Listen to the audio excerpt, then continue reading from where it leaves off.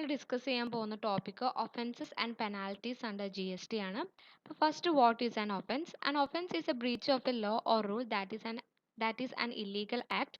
അതായത് laws or റൂൾസിനെ breach ചെയ്യുന്ന അല്ലെങ്കിൽ വയലേറ്റ് ചെയ്യുന്നതിനെയാണ് ഒഫൻസ് എന്ന് പറയുന്നത്. GSTൻ്റെ അണ്ടറിൽ ഒഫൻസ് എന്ന് പറയുന്നത് GST ആക്ട് ആൻഡ് GST റൂൾസിനെ വയലേറ്റ് ചെയ്യുന്നത് അല്ലെങ്കിൽ ബ്രേക്ക് ചെയ്യുന്നതിനെയാണ് GSTൻ്റെ അണ്ടറിൽ ഒഫൻസ് എന്ന് പറയുന്നത്. GST ആക്ടിൽ 21 സെപ്പറേറ്റ് ഒഫൻസസ് ആണുള്ളത്. ആ ഒഫൻസസിനെല്ലാം പെനാൽറ്റീസും വരുന്നുണ്ട്.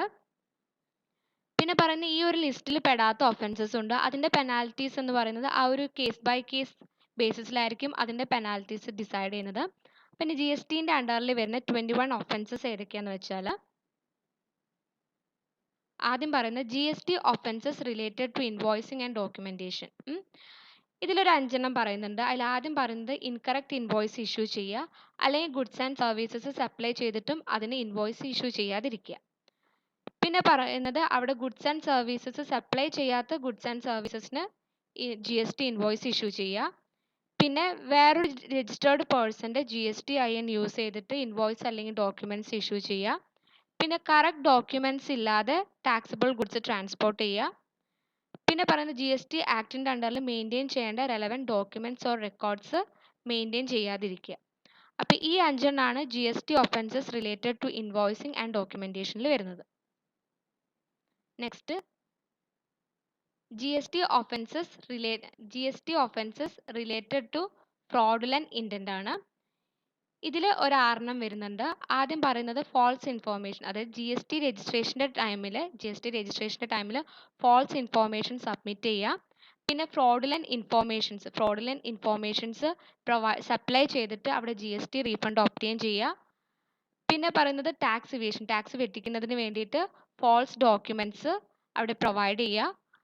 പിന്നെ പറയുന്നത് GST ആക്ടിൻ്റെ അണ്ടറിൽ രജിസ്ട്രേഷൻ ചെയ്യേണ്ട പേഴ്സൺ അല്ലെ എത്നിറ്റി GSTൻ്റെ അണ്ടറിൽ രജിസ്റ്റർ ചെയ്യാതിരിക്കുക. പിന്നെ GST ആക്ടിൻ്റെ അണ്ടറിൽ സ്വീസ് ചെയ്ത് അല്ലെങ്കിൽ തടഞ്ഞു വെച്ചിട്ടുള്ള ഗുഡ്സ് നശിപ്പിക്കുക. പിന്നെ പറയുന്നത്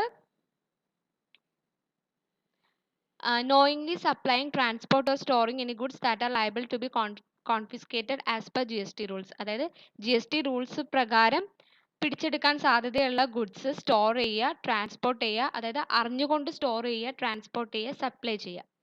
അപ്പോൾ ഇത്രയാണ് GST offences related to fraudulent ഇൻറ്റൻറ്റിൽ വരുന്ന 6 ഒഫൻസസ്.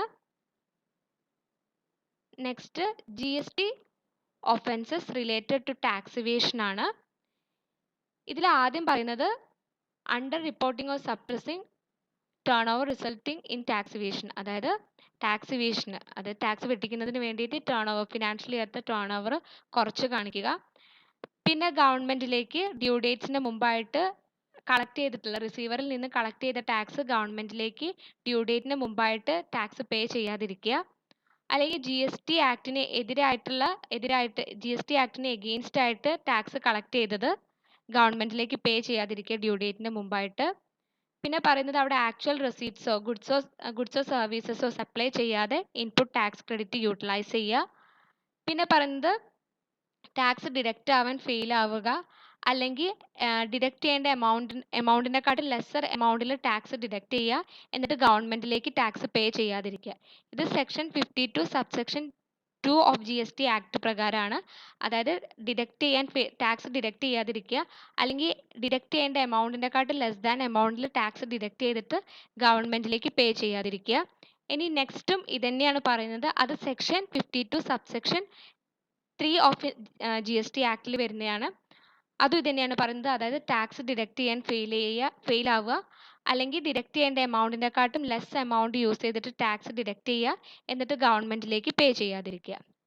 പിന്നെ പറഞ്ഞ സെക്ഷൻ 20 സബ്സെക്ഷൻ, അതായത് GST ആക്ടിൻ്റെ അണ്ടറിൽ വരുന്ന സെക്ഷൻ 20 സബ്സെക്ഷനെ ബ്രേക്ക് ചെയ്തിട്ട് അല്ലെങ്കിൽ വയലേറ്റ് ചെയ്തിട്ട് ഇൻകം ടാക്സ് ആക്ട് യൂട്ടിലൈസ് ചെയ്യുക.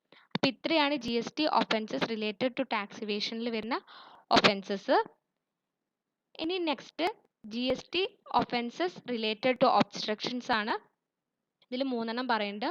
ഒന്ന്, ഓഫീസേഴ്സിനെ ഡ്യൂട്ടി ചെയ്യുന്നതിൽ നിന്നും പ്രിവെൻറ്റ് ചെയ്യുക, ഓഫീസേഴ്സിനെ അവരുടെ ഡ്യൂട്ടി ചെയ്യാൻ സമ്മതിപ്പിക്കാതിരിക്കുക. പിന്നെ പറയുന്നത് ഡോക്യുമെൻറ്റ്സും മെറ്റീരിയൽ എവിഡൻസ് നശിപ്പിക്കുക. പിന്നെ പറയുന്നത് ഓഫീസേഴ്സ് ഡിമാൻഡ് ചെയ്യുന്ന ഡോക്യുമെൻറ്റ്സും ഇൻഫോർമേഷൻസും അവിടെ പ്രസൻറ്റ് ചെയ്യാതിരിക്കുക, അല്ലെങ്കിൽ ഫാൾസ് ഡോക്യുമെൻറ്റ്സ് അവിടെ പ്രസൻറ്റ് ചെയ്യുക. അപ്പോൾ ഇത് മൂന്നുമാണ് GST ഒഫൻസസ് റിലേറ്റഡ് ടു ഒബ്സ്ട്രക്ഷനിൽ വരുന്നത്. ഇനി next minor breach and major breach under GST act ആണ്. അപ്പോൾ ഫസ്റ്റ് മൈനർ ബ്രീച്ച് എന്ന് പറഞ്ഞാൽ 5000 രൂപേൻ്റെ താഴെയായിട്ട് ടാക്സ് എമൗണ്ട് ഇൻവോൾവ് ചെയ്യുന്ന സിറ്റുവേഷൻ ആണ് മൈനർ ബ്രീച്ച്. 5000 രൂപേൻ്റെ താഴെയായിട്ട് ടാക്സ് എമൗണ്ട് ഇൻവോൾവ് ചെയ്യുന്ന സിറ്റുവേഷൻ ആണ് മൈനർ ബ്രീച്ച് എന്ന് പറയുന്നത്. മൈനർ ബ്രീച്ചിൻ്റെ കേസിൽ എന്തെങ്കിലും ഡോക്യുമെൻ്റ് എറേഴ്സ് ഒമിഷൻസ് ഒക്കെ ഉണ്ടായിട്ടുണ്ടെങ്കിൽ അത് ഈസിലി റെക്ടിഫയബിൾ ആണ്. ഈ ഒരു മൈനർ ബ്രീച്ചിൻ്റെ കേസിൽ അവിടെ GST പെനാൽറ്റീസ് വരുന്നില്ല. ടാക്സ് അതോറിറ്റീസ് അവിടെ ജസ്റ്റ് വാൺ ചെയ്യുക മാത്രമാണ് ചെയ്യുന്നത്. ഇനി നെക്സ്റ്റ് മേജർ ബ്രീച്ച് ആണ്. മേജർ ബ്രീച്ചിൻ്റെ കേസിൽ പറയുമ്പോൾ 5000 രൂപേൻ്റെ മുകളിൽ ടാക്സ് എമൗണ്ട് വരുന്ന സിറ്റുവേഷൻസ് ആണ് മേജർ ബ്രീച്ച് എന്ന് പറയുന്നത്. 5000 രൂപേൻ്റെ മുകളിൽ ടാക്സ് എമൗണ്ട് വരുന്ന കേസാണ് മേജർ ബ്രീച്ച് എന്ന് പറയുന്നത്. ഈ ഒരു കേസിൽ പെനാൽറ്റീസ് ഉണ്ടായിരിക്കും, അതിൻ്റെ ഒപ്പം തന്നെ ജയിൽ ശിക്ഷയും ഉണ്ടായിരിക്കും. അത് ആ ഒരു ടാക്സ് എമൗണ്ട് കൺസിഡർ ചെയ്തിട്ടായിരിക്കും ഈ ജയിലിൻ്റെ ടേംസും കാര്യങ്ങളും ഡിപ്പെൻഡ് ചെയ്യുന്നത്. പിന്നെ ഈ മൈനർ ബ്രീച്ചും മേജർ ബ്രീച്ചും ഡിസൈൻ ചെയ്തത് എന്തിനാണെന്ന് വെച്ചാൽ സ്മോൾ ആൻഡ് മീഡിയം എൻ്റർപ്രൈസസിനെ ഹെൽപ്പ് ചെയ്യാൻ വേണ്ടിയിട്ടാണ്. അതായത് അവർ ജെന്യൂൻ എറേഴ്സിനല്ലാതെ അവർക്ക് അവിടെ പെനാൽറ്റി പേ ചെയ്യേണ്ടി വരുന്നില്ല എന്ന് എൻഷുർ ചെയ്യാൻ വേണ്ടിയിട്ട്. Next, what does penalty mean? GSTൻ്റെ അണ്ടറിൽ പെനാൽറ്റീനെ സ്പെസിഫൈ ചെയ്തിട്ട് ഡിഫൈൻ ചെയ്തിട്ടില്ല. എന്നാൽ പെനാൽറ്റി എന്ന് പറയുന്നത് ഇതാണ്. അതായത് എന്തെങ്കിലും ഒഫൻസസ് കമ്മിറ്റ് ചെയ്യുകയോ അല്ലെങ്കിൽ എന്തെങ്കിലും ഡ്യൂട്ടീസ് നടത്താൻ ഫെയിൽ ആവുമ്പോൾ ഇമ്പോസ് ചെയ്യുന്ന പണിഷ്മെൻറ്റിനെയാണ് പെനാൽറ്റി എന്ന് പറയുന്നത്. അതായത് ഒഫൻസ് കമ്മിറ്റ് ചെയ്യുക, ലോയിൻ്റെ അണ്ടറിലായിട്ട് എന്തെങ്കിലും ഒഫൻസ് കമ്മിറ്റ് ചെയ്യുക അല്ലെങ്കിൽ എന്തെങ്കിലും ഡ്യൂട്ടീസ് നടത്താൻ ഫെയിൽ ആവുമ്പോൾ ഇമ്പോസ് ചെയ്യുന്ന പണിഷ്മെൻറ്റിനെയാണ് പെനാൽറ്റി എന്ന് പറയുന്നത്. പെനാൽറ്റി കോർപ്പറൽ ഓർ പെക്യൂനിയർ ആവാം, അല്ലെങ്കിൽ സിവിൽ ഓർ ക്രിമിനൽ ആവാം. GSTൻ്റെ അണ്ടറിൽ കോർപ്പറൽ ആൻഡ് പെക്യൂലിയർ പെനാൽറ്റീസ് ആണ് ആപ്ലിക്കബിൾ ആവുന്നത്. കോർപ്പറൽ എന്ന് പറയുമ്പോൾ ജയിൽ ശിക്ഷ, പെക്യൂലിയർ എന്ന് പറയുമ്പോൾ മോണിറ്ററി പെനാൽറ്റീസ്. അപ്പോൾ GSTൻ്റെ അണ്ടറിൽ വരുന്ന ഒഫൻസസും അതിന് വരുന്ന പെനാൽറ്റി എമൗണ്ടും ആണ് ഇനി പറയുന്നത്. അപ്പോൾ types of GST offences, applicable GST penalty എമൗണ്ടും ആണ്. അപ്പോൾ ഫസ്റ്റ് വൺ പറയുന്നത് delayed filing of GST returns ആണ്. Delayed filing of GST returns ഇവിടെ ₹200 പെർ ഡേ ആണ്. ഈ 200 പെർ ഡേയിൽ 100 പെർ ഡേ CGSTൻ്റെ അണ്ടറിലും 100 പെർ ഡേ SGSTൻ്റെ അണ്ടറിലുമാണ് കൊടുക്കുക. പിന്നെ up to a maximum of 5000. അപ്പോൾ ഡിലേഡ് ഫയലിംഗ് ഓഫ് GST റിട്ടേൺസിൻ്റെ കേസിൽ പെനാൽറ്റി എമൗണ്ട് എന്ന് പറയുന്നത് ₹200 per day up to a maximum of ₹5000 ആണ്. ഇവിടെ IGSTൻ്റെ കേസിൽ പെനാൽറ്റി പേ ചെയ്യേണ്ട. പിന്നെ next not filing GSTR returns ആണ്. ഇവിടെ 10,000 or 10% of tax due under GST ആണ്. ഇവിടെ ഇതിൽ ഏതാണ് ഹയർ എമൗണ്ട് എന്ന് വെച്ചാൽ അതായിരിക്കും പെനാൽറ്റി ആയിട്ട് പേ ചെയ്യേണ്ടത്. നെക്സ്റ്റ് കമ്മിറ്റിംഗ് ഫ്രോഡ് ആണ്. ഇവിടെ 10,000 or 100% of tax due under GST ആണ്. ഇവിടെ ഇതിൽ ഏതാണ് ഹയർ എമൗണ്ട് എന്ന് വെച്ചാൽ അതായിരിക്കും പെനാൽറ്റി എമൗണ്ട് എന്ന് പറയുന്നത്. അതേപോലെ തന്നെ ഹയർ വാല്യൂവിൻ്റെ കേസിൽ അവിടെ ജയിൽ ശിക്ഷ ഉണ്ടായിരിക്കും. നെക്സ്റ്റ് എയ്ഡിങ് ആൻഡ് അബീറ്റിംഗ് ഫ്രോഡ് ആണ്. എയ്ഡിങ് ആൻഡ് അബീറ്റിംഗ് ഫ്രോഡ് എന്ന് പറയുന്നത് ഒരു പേഴ്സൺ വേറൊരു പേഴ്സണെ ഒഫൻസ് കമ്മിറ്റ് ചെയ്യാൻ സപ്പോർട്ട് ചെയ്യുക അല്ലെങ്കിൽ എൻകറേജ് ചെയ്യുക, ഹെൽപ്പ് ചെയ്യുക, ഇതിനെയാണ് എയ്ഡിങ് ആൻഡ് അബീറ്റിംഗ് ഫ്രോഡ് എന്ന് പറയുന്നത്. ഇവിടെ പറയുന്ന പെനാൽറ്റി എന്ന് പറഞ്ഞാൽ 25,000 ആണ്. അത് രജിസ്റ്റേർഡ് പേഴ്സൺ ആയാലും നോൺ രജിസ്റ്റേർഡ് പേഴ്സൺ ആയാലും 25,000 ആണ് പെനാൽറ്റി. പിന്നെ ചാർജിങ് റോങ് GST റേറ്റ്സ് ആണ്. ഇവിടെ ഹയർ റേറ്റ് ദാൻ ആക്ച്വലിനെക്കാട്ട് ഹയർ റേറ്റ് അവിടെ ചാർജ് ചെയ്യുമ്പോഴാണ്. അതായത് 10,000 or 100% of tax amount due. ഇതിൽ ഏതാണ് ഹയർ എമൗണ്ട് എന്ന് വെച്ചാൽ അതായിരിക്കും പെനാൽറ്റി എമൗണ്ട് എന്ന് പറയുന്നത്. Next not issuing and invoice ആണ്. നോട്ട് ഇഷ്യൂയിങ് ആൻഡ് ഇൻവോയ്സ് ഇവിടെ 10,000 or 100% of tax amount due ആണ്. ഇതിൽ ഏതാണ് ഹയർ എമൗണ്ട് എന്ന് വെച്ചാൽ അതായിരിക്കും പെനാൽറ്റി എമൗണ്ട് ആയി കൺസിഡർ ചെയ്യുക. പിന്നെ നോട്ട് രജിസ്റ്ററിങ് അണ്ടർ GST ആണ്. ഇവിടെ പറയുന്ന 10,000 or 100% of tax amount due ആണ്. ഇതിൽ ഏതാണ് ഹയർ എമൗണ്ട് എന്ന് വെച്ചാൽ അതായിരിക്കും പെനാൽറ്റി എമൗണ്ട്. പിന്നെ ഇഷ്യൂയിങ് ഇൻകറക്റ്റ് ഇൻവോയ്സ് എന്ന് പറയുന്നത് 25,000. ഇതാണ് ടൈപ്പ് ഓഫ് GST ഒഫൻസസും അതിൻ്റെ പെനാൽറ്റി എമൗണ്ടും. Next GST penalty for high value frauds ആണ്. ഹൈ വാല്യൂ ഫ്രോഡ്സിന് വരുന്ന GST പെനാൽറ്റീസ് ആണ്. അപ്പോൾ ഇവിടെ GST ആക്ടിൻ്റെ അണ്ടറിൽ ഹൈ വാല്യൂ ഫ്രോഡ് എന്ന് പറയുന്നത് 10 lakh 10 മോർ സോറി 100 മോർ ആയിട്ട് ടാക്സ് എമൗണ്ട് പേ ചെയ്യാത്തവരെയാണ് ഹൈ വാല്യൂ ഫ്രോഡ്സ് എന്ന് പറയുന്നത്. 100 മുകളിലായിട്ട് ടാക്സ് എമൗണ്ട് പേ ചെയ്യാത്തവരെയാണ് ഹൈ വാല്യൂ ഫ്രോഡ്സ് എന്ന് പറയുന്നത്. ഇവിടെ മോണിറ്ററി പെനാൽറ്റി ഉണ്ടായിരിക്കും, അതായത് 10% of the tax amount unpaid. Pay ചെയ്യാത്ത ടാക്സ് എമൗണ്ടിന് മുകളിൽ 10% വരും. പിന്നെ ജയിൽ ശിക്ഷ ഉണ്ടായിരിക്കും. ജയിൽ ശിക്ഷ ഉണ്ടായിരിക്കും ഹൈ വാല്യൂ ഫ്രോഡിൻ്റെ കേസിൽ. ഈ 10% ഓഫ് ടാക്സ് എമൗണ്ട് അൺപെയ്ഡിൻ്റെ ഒപ്പം പെനാൽറ്റി ആയിട്ടുള്ള എമൗണ്ടിൻ്റെ ഒപ്പം തന്നെ ജയിൽ ശിക്ഷ ഉണ്ടായിരിക്കും. അപ്പോൾ ജയിൽ ടേം ആണ് ഇനി അടുത്തത്. ഈ GST പെനാൽറ്റീസിൻ്റെ ഒപ്പം വരുന്ന ജയിൽ ടേംസ് ആണ് പറയുന്നത്. അപ്പോൾ 100 lakhs to 200 lakhs വരെയാണ് ടാക്സ് എമൗണ്ട് ഇൻവോൾവ് ആയതെങ്കിൽ 1 year ആയിരിക്കും ജയിൽ ടേം എന്ന് പറയുന്നത്. 200 lakhs to 500 lakhs ആണ് ടാക്സ് എമൗണ്ട് ഇൻവോൾവ് ആയതെങ്കിൽ 3 years ആണ് ജയിൽ ടേം. പിന്നെ പറയുന്നത് 500 lakhs ഓർ ഹയർ ആണ് ടാക്സ് എമൗണ്ട് ഇൻവോൾവ് ചെയ്തതെങ്കിൽ 5 years ആയിരിക്കും jail term. Next, penalty for aiding and abetting GST fraud. അപ്പോൾ ഇതിൽ പറയുന്നത് ഇപ്പോൾ രജിസ്റ്റേർഡ് പേഴ്സൺ ഓർ എത്നിറ്റി വേറൊരു പേഴ്സൻ്റെ ഹെൽപ്പോടെ GST ഫ്രോഡ് കമ്മിറ്റ് ചെയ്യുമ്പോൾ GSTൻ്റെ അണ്ടറിൽ പെനാൽറ്റി ആപ്ലിക്കബിൾ ആണ് എല്ലാ പാർട്ടീസിനും. അപ്പോൾ ഇവിടെ ഒരു ഫിക്സ്ഡ് എമൗണ്ട് ആണ് പെനാൽറ്റി ആയിട്ട് വരുന്നത്, 25,000. അത് GSTൻ്റെ അണ്ടറിൽ രജിസ്റ്റേർഡ് പേഴ്സൺ ആയാലും അൺരജിസ്റ്റേർഡ് പേഴ്സൺ ആയാലും ഈ ഒരു ഫിക്സ്ഡ് എമൗണ്ട് അവിടെ പെനാൽറ്റി ആയിട്ട് പേ ചെയ്തിരിക്കണം. അപ്പോൾ എയ്ഡിങ് ആൻഡ് അബീറ്റിംഗ് GST ഫ്രോഡിൻ്റെ ഫ്രോഡുലൻ്റ് ആക്ടിവിറ്റീസ് ആണ് പറയുന്നത്. ഒന്ന് പറയുന്നത് helping any GST registered entity or person commit fraud, അതായത് GST രജിസ്റ്റേർഡ് പേഴ്സണെ അല്ലെങ്കിൽ എത്നിറ്റീനെ ഫ്രോഡ് കമ്മിറ്റ് ചെയ്യാൻ വേണ്ടി ഹെൽപ്പ് ചെയ്യുക. അല്ലെങ്കിൽ GST ആക്ടിനെ വയലേറ്റ് ചെയ്യാന്ന് അറിഞ്ഞിട്ട് ഈ ഗുഡ്സ് ഓർ സർവീസസിൻ്റെ റെസിപ്റ്റ് അക്യൂർ ചെയ്യുക. പിന്നെ പറയുന്നത് ബുക്സ് ഓഫ് ബിസിനസ്സിൽ അപ്പിയർ ചെയ്യേണ്ട ഇൻവോയ്സ് അക്കൗണ്ടിൽ അപ്പിയർ ചെയ്യാതിരിക്കുക. പിന്നെ പറയുന്നത് GST റൂൾസിന് ആപ്ലിക്കബിൾ അല്ല എന്നറിഞ്ഞിട്ടും ഇൻവോയ്സസ് ഇഷ്യൂ ചെയ്യുക.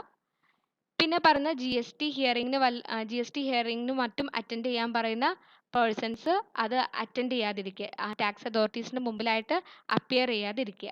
അപ്പം ഇതാണ് എയ്ഡിങ് ആൻഡ് അബീറ്റിംഗ് GST ഫ്രോഡ്സിൽ വരുന്നത്. Next, offences without GST penalties ആണ്. GST പെനാൽറ്റീസ് വരാത്ത ഒഫൻസസ് ആണ്. പക്ഷേ ഇവിടെ 18% റേറ്റ് ഓഫ് ഇൻട്രസ്റ്റ് പേ ചെയ്യേണ്ടി വരും. GST പെനാൽറ്റീസ് വരുന്നില്ല, പക്ഷേ 18% ഇൻട്രസ്റ്റ് പേ ചെയ്യേണ്ടി വരും. അപ്പോൾ അതിൽ വരുന്ന കേസസാണ് പറയുന്നത്, അതായത് ചാർജിങ് ഇൻകറക്റ്റ് GST, അതായത് നമ്മൾ ഇൻകറക്റ്റ് ആയിട്ട് GST ചാർജ് ചെയ്ത് കഴിഞ്ഞാൽ അവിടെ പെനാൽറ്റീസ് വരുന്നില്ല. അതായത് IGSTന് പകരമായിട്ട് CGST ഓർ SGST അവിടെ ചാർജ് ചെയ്ത് കഴിഞ്ഞാൽ അവിടെ പെനാൽറ്റി വരുന്നില്ല. അവിടെ ആ registered business or entity correct GST pay ചെയ്തിരിക്കണം. അതേപോലെ തന്നെ GST റോങ് ആയിട്ട് പേ ചെയ്തതിന് റീഫണ്ട് ലഭിക്കുകയും ചെയ്യണം. പിന്നെ പറയുന്നത് incorrect filing of GST returns ആണ്. ഇൻകറക്റ്റ് ആയിട്ട് GST റിട്ടേൺസ് ഫയൽ ചെയ്ത് അവിടെ പെനാൽറ്റി ഇല്ല, പക്ഷെ 18% ഇൻട്രസ്റ്റ് പേ ചെയ്യണം. പിന്നെ പറയുന്നത് ഡിലേഡ് ഇൻവോയ്സ് പേയ്മെൻറ്റ്സ് ആണ്. പേയ്മെൻറ്റ്സ് ലേറ്റ് ആയിട്ട് ഇൻവോയ്സ് പേയ്മെൻറ്റ്സ് നടത്തി കഴിഞ്ഞാലും പെനാൽറ്റി ആപ്ലിക്കബിൾ അല്ല. നെക്സ്റ്റ്, അതിൻ്റെ അണ്ടറിൽ പിന്നെ പറയുന്നത് റോങ് GST റേറ്റ്, അതായത് നമ്മൾ റോങ് GST റേറ്റ് ആണ് അവിടെ ചാർജ് ചെയ്തതെങ്കിലും അവിടെ പെനാൽറ്റി ഇല്ല, പക്ഷെ അവിടെ 80% ഇൻട്രസ്റ്റ് ഉണ്ടായിരിക്കും. അപ്പോൾ ഇത്രയാണ് ഒഫൻസസ് വിത്തൗട്ട് GST പെനാൽറ്റീസിൽ വരുന്നത്. ഒന്ന്, charging incorrect GST, incorrect filing of GST returns, delayed invoice payment, charging A wrong GST rate. ഇനി ഈ ഒരു പോർഷനത്തെ ഏറ്റവും ലാസ്റ്റ് ടോപ്പിക്കാണ് appeals process under GST act. ഇവിടെ ടാക്സ് അതോറിറ്റി എന്തെങ്കിലും GST പെനാൽറ്റീസ് റിലേറ്റ് ചെയ്തിട്ടുള്ള ഡിസിഷൻസ് പാസ് ചെയ്യുകയും അത് GST രജിസ്റ്റേർഡ് പേഴ്സൺസ് അല്ലെങ്കിൽ എത്നിറ്റിക്ക് അൺസാറ്റിസ്ഫൈഡ് ആണെങ്കിൽ അവർക്ക് അപ്പീൽ കൊടുക്കാൻ സാധിക്കും. അപ്പോൾ ഇനി different levels of appeals available here ആണ്. അതായത് ആദ്യം ഫസ്റ്റ് അപ്പാലറ്റ് അതോറിറ്റിയാണ് ഫസ്റ്റ് കോർട്ട് ഓഫ് അപ്പീൽ എന്ന് പറയുന്നത്. ഇവിടെ അതോറിറ്റി പാസ് ചെയ്തിട്ടുള്ള ഓർഡറിന് എഗെയിൻസ്റ്റ് ആയിട്ടുള്ളൊരു സൊല്യൂഷൻ ലഭിക്കാൻ വേണ്ടിയിട്ട് ഫസ്റ്റ് അപ്പാലറ്റ് അതോറിറ്റിയിൽ അപ്പീൽ കൊടുക്കാം. സെക്കൻഡ് പറയുന്നത് അപ്പാലറ്റ് ട്രൈബ്യൂണൽ ആണ്. അതായത് ഫസ്റ്റ് അപ്പാലറ്റ് അതോറിറ്റിയിൽ അനൗൺസ് ചെയ്തിട്ടുള്ള ഓർഡേഴ്സിന് എഗെയിൻസ്റ്റ് ആയിട്ട് അപ്പീൽ കൊടുക്കാൻ പറ്റുന്ന സെക്കൻഡ് കോർട്ടാണ് അപ്പാലറ്റ് ട്രൈബ്യൂണൽ എന്ന് പറയുന്നത്. പിന്നെ പറയുന്ന അപ്പീൽ ടു ഹൈക്കോർട്ടാണ്. അതായത് അപ്പാലറ്റ് ട്രൈബ്യൂണൽ അനൗൺസ് ചെയ്തതിൻ്റെ എഗെയിൻസ്റ്റ് ആയിട്ട് അപ്പീൽ കൊടുക്കാൻ പറ്റുക ഹൈക്കോർട്ടിലാണ്. പിന്നെ ലാസ്റ്റ് എന്ന് പറയുന്നത് അപ്പീൽ ടു സുപ്രീം കോർട്ടാണ്. സുപ്രീം കോർട്ടാണ് ഇന്ത്യസ് അപ്പെക്സ് കോർട്ട്. ഇതാണ് ഫൈനൽ കോർട്ട് ഓഫ് അപ്പീൽ എന്ന് പറയുന്നത്. ഇവിടെ എടുക്കുന്ന ഡിസിഷൻ ആയിരിക്കും ഫൈനൽ ഡിസിഷൻ എന്ന് പറയുന്നത്. ഈ supreme court G S T പെനാൽറ്റീൻ്റെ മുകളിൽ പാസ് ചെയ്യുന്ന ജഡ്ജ്മെൻ്റ് ആയിരിക്കും ഫൈനൽ ജഡ്ജ്മെൻ്റ് എന്ന് പറയുന്നത്. അപ്പോൾ ഇതാണ് അപ്പീൽ പ്രോസസ് അണ്ടർ GST ആക്ടിൽ വരുന്ന different levels of appeals available ആയിട്ടുള്ളത്. ഒന്ന് first appellate authority, appellate tribunal, appeal to ഹൈക്കോർട്ട്, അപ്പീൽ ടു സുപ്രീം കോർട്ട്. ഇത്രയാണ് നമ്മുടെ ഈ ഒരു പോർഷനിൽ വരുന്നത്.